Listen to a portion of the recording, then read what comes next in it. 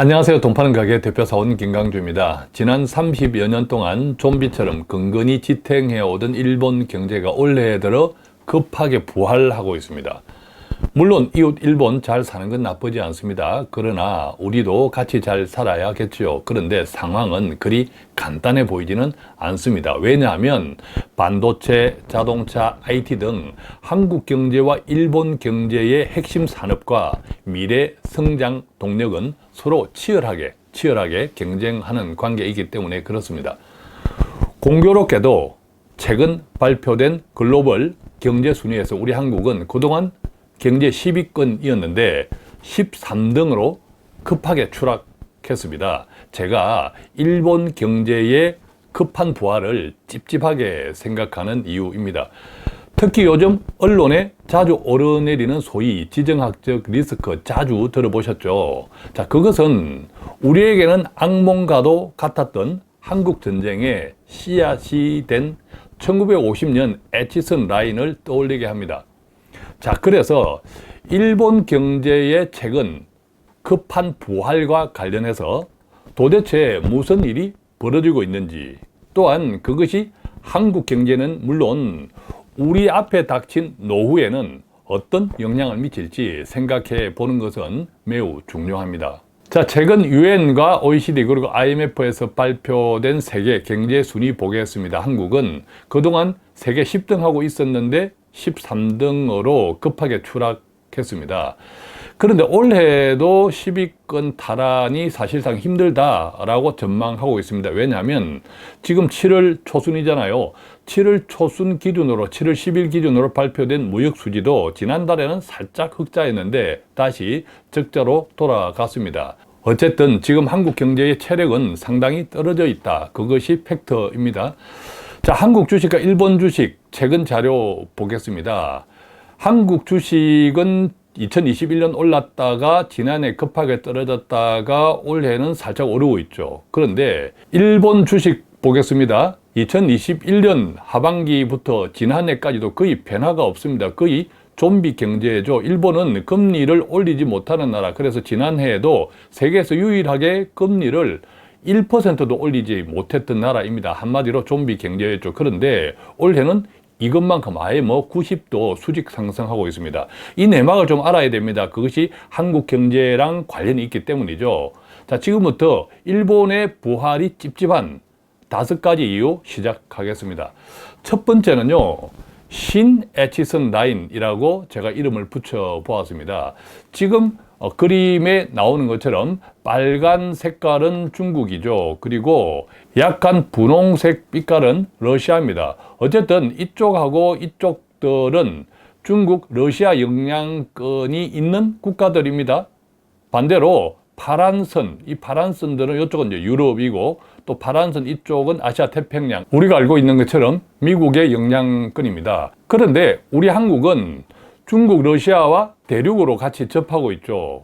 반대로 지금 그림에 나오는 이 동그라미 안에 있는 국가들은 오랫동안 미국과 동맹 관계를 유지해 왔을 뿐만 아니라 한국과는 달리 바다를 사이에 두고 있습니다. 그것이 지정학적으로 한국과 크게 다른 이유입니다. 우리가 기억하는 1950년도의 에치슨 라인도 바로 그것 때문에 그 당시 중공의 침략을 가정해서 가상의 미국 방위선을 건 것이 바다를 사이에 두었기 때문이죠. 한국은 그때도 지금도 마찬가지지만 대륙을 같이 연하고 있었습니다.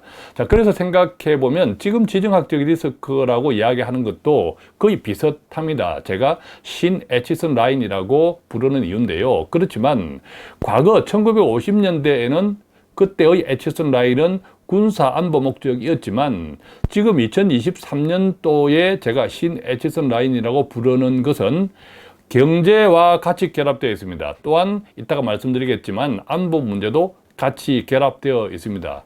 자, 그것이 다를 뿐이죠. 조금 구체적으로 보겠습니다. 다시 에치슨 라인 그림으로 보면요. 그 당시에 1950년, 그 당시 에치슨은 미 국무부 장관이었죠. 그때 대중공 정책의 일환으로 미국의 방위선을 꺼 놓은 겁니다. 자, 그때는요, 한국도 제외되었고, 타이페이, 대만도 제외되었습니다.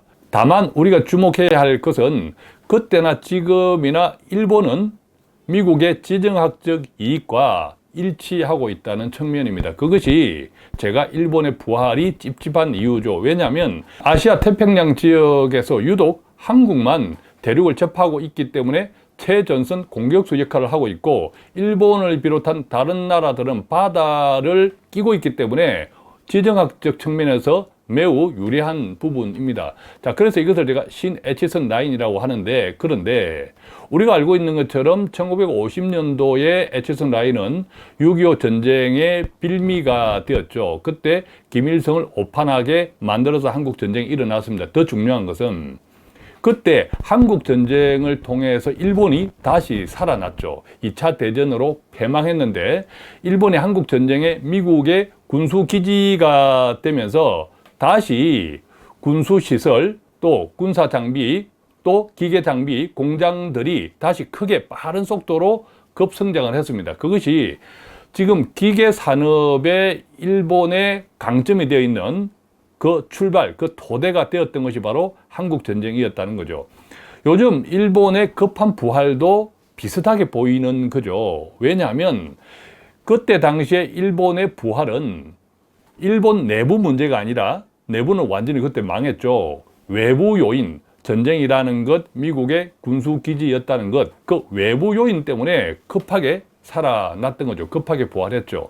지금도 마찬가지라는 거죠. 물론 일본은 썩어도 준치라고 지금도 세계 경제 대국입니다. 3등. 또 아직도 40여 년 이상을 외국의 해외 자산이 가장 많은 나라가 일본입니다. 그래서 경상수지는 40여 년 이상을 매년 흑자를 기록하고 있죠.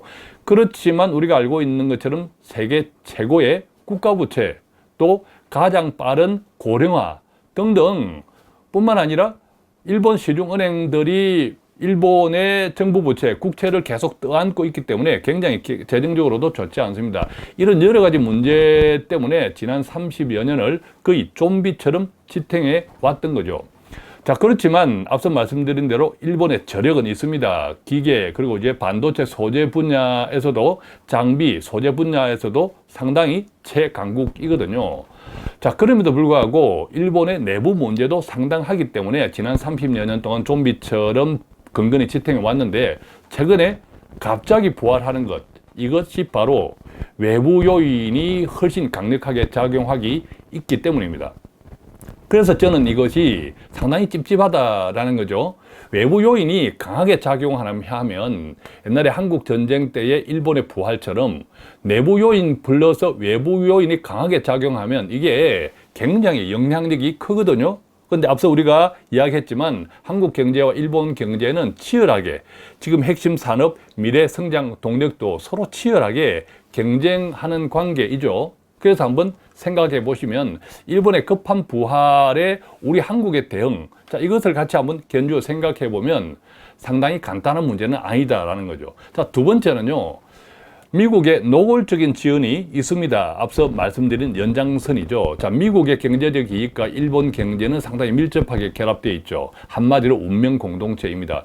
올 초에 우리는 미국 정부에서 부채 협상을 두고 여야가 막 싸웠죠. 물론 항상 타결이 됩니다만 우리는 계속 걱정을 했습니다. 그런데 자, 타결이 되고 나니까 이제 미국이 돈을 풀게 되잖아요. 부채 상한을 높였으니까. 그게 1조 달러라고 합니다. 국채를 발행하겠죠. 문제는요, 국채를 발행하면 그것을 누군가가 사주어야 하지 않습니까? 지금까지는 외국에, 한국을 비롯한 중국, 일본 외국들이 다 사갔거든요. 왜? 외환 보유고 때문에.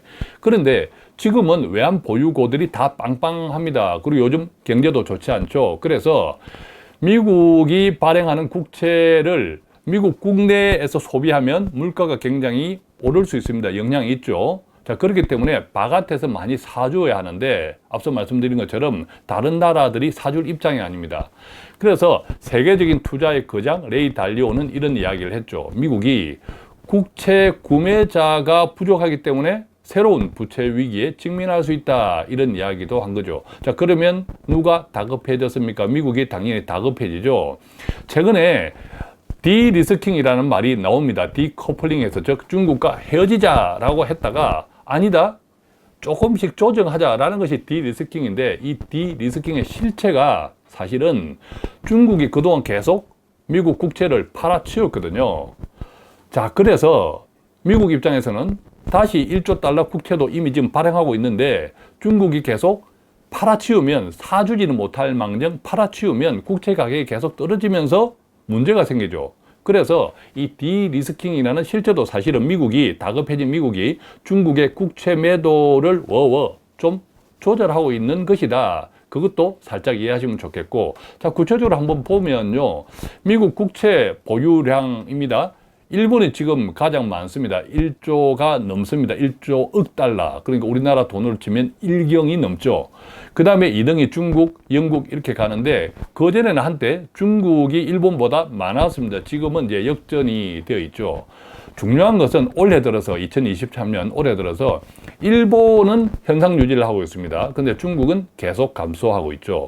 자, 구체적으로 보면요, 일본도 지난해까지는 사실 여유가 없었습니다. 왜냐하면 지난해 환율이 무려 50%나 폭락했거든요. 엔달러 환율이. 경제가 좋지 않으니까, 일본 경제가. 그래서 계속 환율 방어를 해야 했습니다. 환율 방어하기 위해서 일본이 가졌던 미국 국채, 즉 달러를 팔고 그 돈으로 엔화를 계속 샀죠. 그렇게 환율을 겨우겨우 방어하고 있었습니다. 그렇게 방어해도 50%나 폭락했을 정도로 엔화가, 일본 경제는 굉장히 안 좋았다라는 겁니다. 지금 그림에서 나오는 것처럼 계속 지난해 미국의 국채를 일본은 팔았습니다. 그런데 올해는 팔지 않고 오히려 조금 증가했습니다. 2023년 3월 기준으로 보면 1조 800억 달러입니다. 어쨌든 팔지는 않습니다. 자, 이것이 미국에게는 굉장히 중요한 부분이라는 거죠. 이것이 미국과 일본 경제의 공동 운명체를 상징하는 것이라는 뜻입니다. 특히 최근 일본이 미국의 해마다 환율 조작 관찰 대상국을 지정하잖아요. 그 환율 조작 관찰 대상국에는 한국도 들어가고 중국도 들어가고 일본도 항상 들어갔었는데, 최근 일본이 거기서 빠졌습니다. 자, 빠졌기 때문에 일본이 미국 국채를 이용해서 환율을 관리하기는 더 용이해졌습니다. 그런데 여기서 오해하지 말 것은, 미국이 일부러 일본을 환율 조작 관찰 대상국에서 제외한 것은 아니고, 환율 조작 대상국에 들어가기 위한 세 가지 조건이 있어요. 그 세 가지 조건에서 한 가지 조건만 가지고 있는 상태로 한 2년이 경과되면 환율 조작 관찰 대상국에서 제외시켜줍니다. 일본이 그 케이스에 걸린 거죠. 이것은 결과적으로 일본 경제가 좋지 않아서 세 가지 조건에서 한 가지밖에 안 걸렸던 겁니다. 어쨌든 결과적으로는 덕분에 일본은 환율 관리, 엔 관리를 하기가 조금 더 용이해진 측면이 있습니다. 반대로 중국을 보면요, 지금 자료 화면에 나오는 것처럼 중국의 미국채 보유량은 14년 만에 최저치를 기록하고 있습니다. 한때 일본보다 많았는데 지금은 1조 억 달러보다 훨씬 적게 계속 추락하고 있죠. 2023년 1월 기준 자료입니다. 최근 우리는 이런 그림을 좀 보았을 겁니다. 이런 기사죠. 미국의 앨런 재무장관이, 자, 재무장관은 누굽니까? 그 나라의 살림을 사는 사람이죠. 살림을 사는 최고 책임자. 자, 살림을 사니까 우리나라 경제가 어떤 문제가 있는지를 누구보다 가장 잘 아는 사람이 앨런입니다. 미국. 자, 이 앨런이 중국을 왜 갔겠습니까? 미국에 문제가 있다, 우리나라 살림에 문제가 있다 하니까 이제 중국을 방문했는데, 이 사진은 중국을 방문해서 중국 부총리한테 앨런이 깍듯하게 3번씩이나 인사를 했다고 합니다. 물론 앨런은 매우 예의가 바른 사람입니다. 그렇기 때문에 어떤 국가의 어떤 누구를 만나도 깍듯하게 예의를 표합니다. 그런데 시기가 시기인지라 미국 사람들한테는 굉장히 좀 자존심이 상하게 보였죠. 그래서 미국 보수 언론에서도 많이 깠습니다. 자, 그런데요, 여기서 중요한 것, 지금 자료 화면에서 보면 빨간 그래프가 치솟았죠. 이것은 미국 인연물 국채인데 7월 6일 날, 그때는 미 재무부 장관 앨런이 중국을 방문했을 그날인데, 그날 미 국채 가격이 폭락했습니다. 자, 지금 화살표가 오른 것은 미 국채 금리가 오른 거거든요. 금리가 오르면 가격은 폭락합니다. 자, 물론 이때 파월 의장이 앞으로 미국 금리를, 기준금리를 한두 차례 더 올릴 수 있다, 이런 발언의 영향이기도 하지만 7월 6일 앨런이 중국을 방문했던 시점을 생각할 때 공교롭게도 중국이 미국을 길들이게 하는 차원에서 가지고 있는 보유 국채를 대량으로 투매한 것일 수도 있다. 자, 이런 의심스러운 보도도 나왔습니다. 그래서 제가 앞서 말씀드린 것처럼 최근 디커플링에서 디리스킹으로 바뀐 이유, 결정적인 것은 새로운 국채를 엄청나게 발행해야 되는 입장에서 중국이 사주지는 못할 맹정 보유하고 있는 미국 국채를 팔지는 말아 달라라는 절박한 이유 때문이다. 그것도 다시 한번 기억하시고요. 그 결과로 어쨌든 미국은 일본 경제를 계속 살려야 되는 것이, 부활시켜야 되는 것이 미국의 국익에 크게 부합하는 일이다. 자, 이렇게 두 번째 정리할 수 있겠고, 자, 세 번째로 가보겠습니다. 일본의 부활이 찝찝한 5가지 이유 중에서 세 번째입니다. 지정학적 관계입니다. 자, 이때 지정학적 관계는 우리가 다 자주 들었죠. 센카쿠 열도, 그 다음에 대만 해협, 뭐 전쟁이 날 수도 있다고 합니다. 남중국해. 자, 이런 쪽들은 전부 미국과 중국이 안보 문제까지 긴장하고 있는 지역입니다. 그래서 지금 세 번째로 보는 이 지정학적 관계는 단순하게 경제적인 문제가 아니라 이쪽은 군사 안보 문제하고 같이 결합되어 있습니다.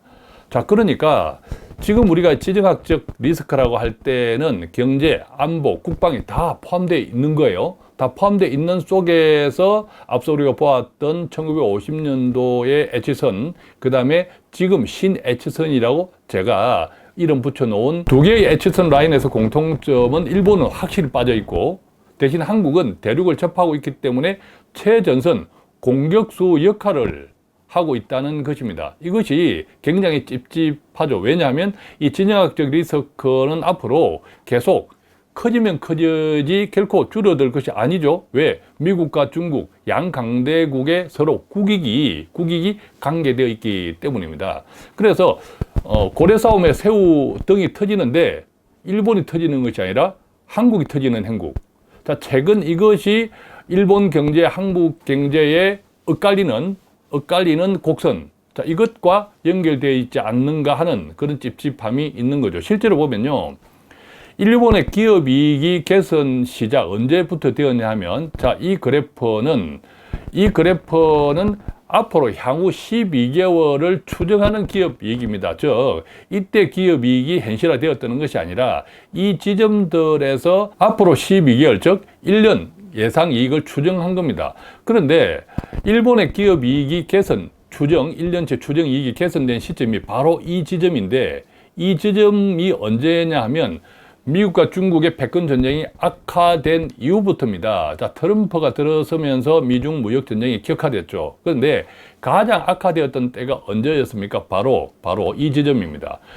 코로나가 우한에서 발병되기 시작했고, 자, 그때 이 코로나 발병 문제로 미국이 중국을 굉장히 공격했죠. 또 중국은 아예 문을 닫아버렸습니다. 그때 최고조에 이르렀거든요. 반대로 그때부터 일본 기업의 1년치 추정 이익이 개선되기 시작했죠. 이 그림에 보면, 자, 이것을 어떻게 이해해야 할까? 즉, 결국 미국의 경제적 이익, 국가 안보적인 이익은 가장 첫 번째 일본, 한국은 어쩔 수 없이 과거나 지금이나 대륙을 접하고 있다는 이 지정학적 불리함을 계속 감수할 수밖에 없는 행국. 자, 이것이 상당히 찝찝하다는 것이죠. 그런데 더 불편한 것은 이 한반도 문제에 있어서 한국이 패싱되는 움직임, 그런 걱정도 요즘 나오고 있습니다. 왜냐하면 일본이 북한과 정상회담을 추진 중이라는 뉴스 자주 보았죠. 더 걱정인 것은 북한이 이것에 대해서 못 만날 이유 없다라고 화답을 하고 있다는 형편입니다. 더구나 일본 국민들도 북일 정상회담 반드시 해야 한다. 4명 중에 3명, 즉 75%가 적극 찬성을 하고 있습니다. 자, 그러면 어떻게 될까요? 자, 미국, 중국은 요즘 계속 화해하는 분위기입니다. 우리가 계속 보도를 접하고 있지 않습니까? 또 일본, 북한 정상회담을 지금 물밑에서 교제하고 있는 상황입니다. 자, 그런 상황에서 한국은 계속 최전선에만 있는 행국입니다. 그래서 일본의 급한 부활이 찝찝한 이유 중에 하나죠. 자, 네 번째 가보겠습니다. 이제 경제 문제로 또 들어가 봅니다. 일본 경제 부활의 주적은 안타깝게도 한국입니다. 원턴 원치 않던 간에 일본 경제가 부활하는 것은 그대로 한국 경제가 굉장히 걱정할 수밖에 없는 형편이라는 거죠. 특히 반도체, 로봇, 자동차, IT 등 모든 분야에서 일본 경제와 한국 경제의 지금 핵심 산업, 그 다음에 미래 성장 동력은 서로 치열하게 경쟁하고 있습니다. 자, 지금 자료 화면은 세계 반도체 산업에서의 국가별 비중입니다. 미국은 뭐 기술, 원천 기술을 가지고 있고 뭐 등등해서 가장 압도적입니다. 그 다음에 한국, 메모리 반도체 참 대단하죠. 2등입니다. 그 다음에 대만, 비메모리 시스템 TSMC로 대표되는, 그 다음에 4등이 유럽, 그리고 5등이 일본입니다. 즉 한때 일본이 반도체 최강국이었잖아요. 자, 그 바톤을 한국이 가져왔죠. 그럼에도 불구하고 지금 현재 일본은 세계 5위권입니다. 반도체 산업의 국가별 비중에서 특히 반도체 장비, 소재 이런 분야가 일본이 굉장히 강하죠. 썩어도 준치라는 뜻입니다. 언제든 부활할 수 있는 토대는 가지고 있다라는 거죠. 자, 구체적으로 한번 보겠습니다. 글로벌 반도체 밸류 체인의 국가별 점유율입니다. 자, 먼저 이것은요, 제가 까만 선을 그었죠. 이것은 일본이 전 세계 반도체 시장에서 차지하고 있는 전체 밸류에이션의 점유율이 이 정도 됩니다. 자, 한국은 어떨까요? 한국은 이 정도 엇비슷해 보이죠, 그죠? 자, 구체적으로 하나씩 보겠습니다. 일본은 제조, 원재료나 또 뭐 웨이퍼 등등의 소재 분야에서 한국보다 월등하게 높은 지분을 가지고 있습니다. 자, 제조 원재료 부분이 월등합니다. 그 다음에 웨이퍼라든지 이런 소재 부분도 아주 월등합니다. 그 다음에 뭐 장비 제조 이런 부분도 월등하죠. 대신 한국은 이 정도를 차지하고 있습니다. 아주 비교열이죠. 즉 소재, 원재료나 장비 이런 부분에서는 일본에 한국은 밀리고 있습니다. 대신 일본이 전혀 없는 부분도 있습니다. 파운드리죠. 한국은 이제 삼성전자가 TSMC를 맹추격하겠다. 그래서 이 정도 비중을 가지고 있습니다만 일본은 없습니다. 자, 없는 이 파운드리를 최근 일본이 다시 부활시키겠다. 이런 프로젝트를 본격적으로 가동하고 있죠. 반도체 기술 분야도 마찬가지예요. 기술 분야도 보면 특히 나노가 낮아질수록 굉장히 고기술이잖아요. 최근 한국의 삼성전자가 2나노 시스템 반도체를 개발했다 발표 났죠. 일본도 몇 년 안에 2나노 기술을 개발하겠다라고 선언했습니다. 자, 어쨌든 이 기술 분야에서도 지금까지는 일본은 거의 전무합니다. 한국만 있다고 보시면 됩니다. 일본은 반도체를 제작하는 패권은 이미 한국으로 넘어와 있죠. 또 대만으로 넘어갔습니다. 그런데 지금 기술적으로 전무한 일본이 이것조차 다시 부활시키려고 본격적으로 하고 있습니다. 자, 그러니까 반도체만 하더라도 한국은 지금 핵심 산업이고 미래 성장 동력이고, 근데 일본은 지금 핵심 산업은 아닙니다. 물론 반도체, 소재, 원재료 이런 부분은 강점으로 가지고 있지만, 그런데 여기에 덧붙여서 우리 한국이 지금 핵심 산업을 가지고 있는 제조 분야까지도 자기들이 하겠다라고 이제 덤벼들었습니다. 그러면 한국과는 어떻게 될까요? 이게 이제 걱정인 지점이죠. 자, 구체적으로 일본의 반도체 장비 소재 분야 얼마나 장악하고 있는지 보겠습니다. 도포 장비 분야, 밀봉젤, 레지스터, 실리콘 웨이퍼, 식각 장비 등등해서 뭐 90% 점유, 80% 점유, 70%, 60% 점유하는 소재, 장비 산업들이 굉장히 많습니다. 뿐만 아니라 아까 반도체 제조, 그 다음에 기술, 자, 이런 등등을 우리가 부활하겠다, 일본. 자, 일본이 보면 마이크론, 미국의 메모리 반도체 분야에서 세계 3등 하는 회사잖아요. 일본의 공장을 짓습니다. 2027년에 본격적으로 가동하겠다. 그 다음에, 일본의 합작회사입니다. 글로벌 합작회사죠. 미국의 아주 반도체 기술 회사인 IBM 등이 같이 합작회사를 만들었는데 라피더스입니다. 많이 들어보셨죠? 이 라피더스가 2027년에 기술의 최첨단 반도체를 생산해내겠다라고 일단 발표했습니다. 두고 봐야겠지만, 그 다음에 TSMC, 대만의 세계적인 비메모리 시스템 반도체 회사죠. TSMC도 일본의 반도체 공장을 짓고 있습니다. 더욱 주목해야 할 것은 우리의 삼성전자. 우리의 삼성전자 역시도 일본의 반도체 공장을 지어서 2025년도에 본격 가동할 예정입니다. 자, 삼성전자는 기업이잖아요. 우리 국가의 한국의 기업이지만 또 기업 고유의 비전이 있습니다. 그래서 기업 자체로서 한국보다는 어떤 면에서 일본의 지정학적 장점을 이용해서 일본의 공장을 짓겠다. 자, 이것을 우리가 상당히 아이러니하게 불안하게 생각해 봐야 하는 요소라는 뜻입니다. 자, 결과적으로 정리해보면 어떻습니까? 최근에 우리는 치포라는 것을 자주 들었습니다. 치포는 반도체 공급망을 안정적으로 관리하기 위한 서방 국가들의 연대죠. 대표적으로는 미국이 반도체 설계 기술을 제공하고, 그 다음에 한국은 메모리, 또 파운드리, 또 대만은 파운드리, 그 다음에 일본은 소재 장비, 이런 등등의 연합 전선인데, 이것이 점점 이런 추세대로 가면 치포에서 한국이 빠지고 칩3로, 근데 일본도 제조를 본격적으로 메모리, 비메모리 제조가 본격적으로 나중에 몇 년 뒤에 가동된다고 치면 점점 한국은 빠지게 되는 그런 우려도 냉정하게 있는 거죠. 그러니까 일본의 경제적인 부활이 한국의 모든 부분에서, 특히 반도체 부분에서부터 계속 이제 전쟁이 크게 확대될 우려가 있는 거죠. 로봇도 보겠습니다. 한국은 로봇 밀도가 세계 1등입니다. 이 로봇 밀도라고 하는 것은 노동자 1만 명당 산업용 로봇이 얼마나 보급되어 있느냐, 이것을 따지는 건데, 한국은 그림에서처럼 압도적인 1등입니다. 노동자 1만 명당 산업용 로봇이 932대랍니다. 엄청나죠? 자, 그런데 세계 평균이 몇 대냐? 128대에 불과하다고 합니다. 그러니까 한국은 세계 평균보다 무려 7배, 8배 많은 압도적인 1등이죠. 그런데 아이러니한 것은 이 로봇을 세계에서 가장 많이 팔아먹고 있는 국가가 어디냐면 바로 일본입니다.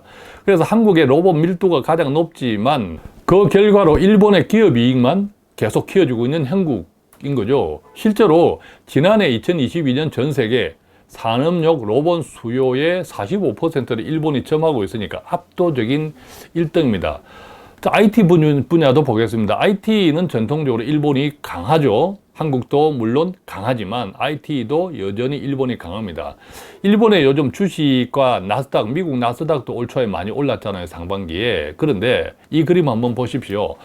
일본 증시가 나스닥과 거의 한 덩어리가 되어서 움직이고 있습니다. 이 이야기는 나스닥의 이익이 개선되는 것이 바로 일본 IT 기업의 이익이 개선되는 것과 같이 움직이고 있다. 그만큼 일본 IT 업체가 기술이 세계의 영향력이 크다. 자, 이런 증거이거든요. 자, 이 부분도 한국 경제, 한국 IT하고 계속 경쟁해야 되는 전선이 확대될 수밖에 없는 거죠. 자, 이제 마지막 5번째입니다. 일본의 부활이 찝찝한 5가지 이유 중에서 마지막입니다.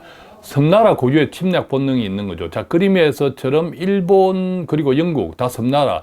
이 섬나라들이 국력이 커지면 항상 다른 나라들을 엿봅니다. 이게 꼭 군사적인 것만 뜻하는 것이 아니라 경제, 문화 모든 영역에서 그렇다는 거죠. 일본만 생각해 보겠습니다. 아시다시피 일본은 우리가 2차 대전을 겪으면서 그때 일본이 부러지셨던 것이 무엇이었습니까? 소위 대공화 공영권이었죠. 그러니까 아시아 전체를 일본이 지배하겠다라는 뜻이었습니다. 자, 그 야욕이 2차 대전의 패전으로 망했습니다. 그런데 다시 6.25 전쟁, 한국 전쟁으로 일본이 경제적으로 부활하면서 경제적으로 굉장히 국력이 커지면서 나중에 어떤 일이 일어났습니까? 미국의 심장이었던 뉴욕을 사겠다고 덤벼들었거든요. 가만히 있을 미국이 아니죠. 그때 우리가 알고 있는 것처럼 프라자 합의를 통해서 그때까지의 N절을 N고로 확 올리고 그 시점부터 지금까지 30여 년의 좀비 경제가 계속 지속했죠. 그 결과 일본의 국력이 옛날처럼 다시 크게 회복이 되면 어떤 일이 벌어질지 섬나라 일본이 가진 침략 본능이 걱정되는 지점이기도 합니다. 물론 앞서 말씀드렸지만 그것이 꼭 군사적인 것까지는 아니더라도 최소한 경제, 그 다음에 문화적인 부분에서 어떤 문제가 생길지는 알 수 없는 거죠. 또 군사적인 부분도 사실 알 수 없는 거죠. 지금 신냉전 시대, 특히 아시아 태평양에서 어떤 일이 벌어지고 그 상황에서 한국의 지정학적인 분리, 일본의 지정학적 유리가 어떤 결과에까지 영향을 미칠지는 사실 아무도 모르는 거죠. 자, 이 모든 것들이 제가 일본 경제 부활이 찝찝해하는 이유이기도 합니다. 자, 정리해 보겠습니다. 일본의 부활이 두려운 5가지 이유. 내부 요인보다는 외부 요인이 더 강력하다고 시작할 때 말씀드렸죠. 일본은 어쨌든 신냉전 시대의 어부지리 현상을 얻고 있고, 그것을 저는 제2의 에치선 라인이라고 부른다라고 말씀드렸습니다. 결론적으로 일본의 경제적인 부활의 첫 번째 경쟁국이 바로 한국 경제, 대한민국이라는 것이 제가 찝찝해하는 가장 핵심입니다. 그렇다면 이제 공은 한국으로 돌아왔죠. 한국 경제에 대한 걱정에서 이런 말씀을 함께 드리는 건데요. 일본의 성장은 어쨌거나 현실적으로 한국의 부담일 수밖에 없습니다. 여태까지 우리가 함께 나누었던 것처럼 지정학적 리스크 측면도 있고, 또 반도체 등 모든 일본의 핵심 산업, 미래 성장 동력은 한국하고 경쟁하는 측면, 국면입니다. 따라서 한국과 미국의 일본, 그리고 이 한미일 연대에서 어쨌든 한국은 지정학적으로 최일선 공격수 역할 필요하죠. 필요하지만 동시에 미국과 일본 그리고 중국처럼 때로는 실리도 적절히 챙겨야 할 때가 아닌가 생각해 봅니다. 자, 오늘 이렇게 일본의 경제적 부활이 찝찝한 5가지 이유를 함께 나누어 보았는데, 우리 한국 경제는 말할 것도 없고, 그것은 제가 제 개인이 어찌할 수는 없는 부분이지만, 특히 노후를 준비하거나 살아가고 있는 우리의 자산을 관리하는데 조금이라도 도움이 되었으면 좋겠습니다. 고맙습니다.